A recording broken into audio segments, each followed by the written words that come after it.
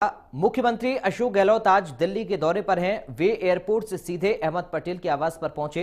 उन्होंने अहमद पटेल के परिजनों को सांत्वना दी। सीएम अशोक गहलोत आज दिल्ली में ही रात्रि विश्राम करेंगे और कल सोनिया गांधी के साथ बैठक में हिस्सा लेंगे। एयरपोर्ट पर मीडिया से बातचीत में सीएम अशोक गहलोत ने कहा कि दिल्ली केंद्र सरकार को किसानों की मांग माननी चाहिए। हमने सहकारिता और भूमि विकास बैंक के किसानों के कर्ज माफ किए। राष्ट्रीयकृत बैंकों का कर्जा केंद्र के असहयोग के चलते माफ नहीं हो रहा। सीएम गहलोत ने कहा कि केंद्र से जीएसटी का पूरा पैसा नहीं मिल पा रहा। उन्होंने कहा कि 2 साल में हमने आधे वादे पूरे कर दिए हैं।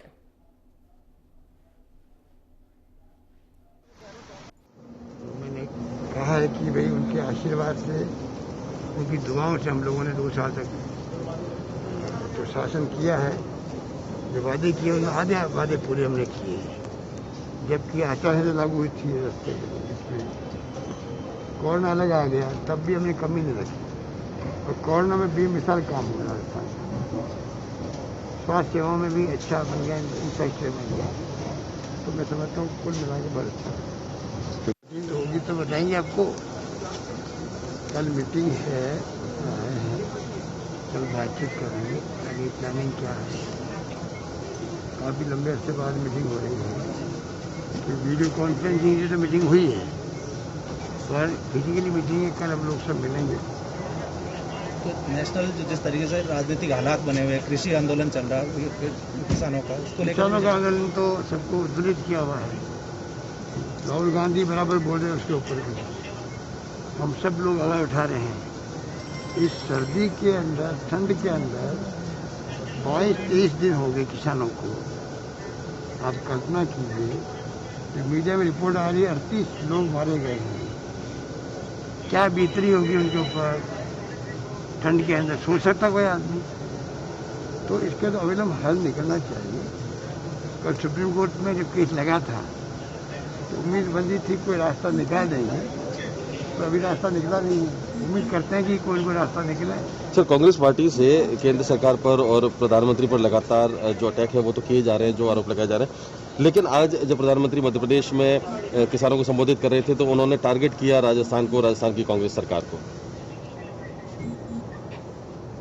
किस रूप में किया मुझे नहीं मालूम है, मेरे पास कोई खबर आई नहीं अभी, मैं तभी आई हूँ। कर्ज माफी को लेकर उन्होंने सीधा निशाना साधा कि कर्ज माफी नहीं की गई जो कांग्रेस शासित राज्य में। कर्ज माफी हमने करी, हमें कॉर्पोरेट ने करा। केंद्र जो कोऑपरेटिव बैंक से राजस्थान की भूमि विकास बैंक थी, सब कर्जे माफ कर दिए हमने सभी के।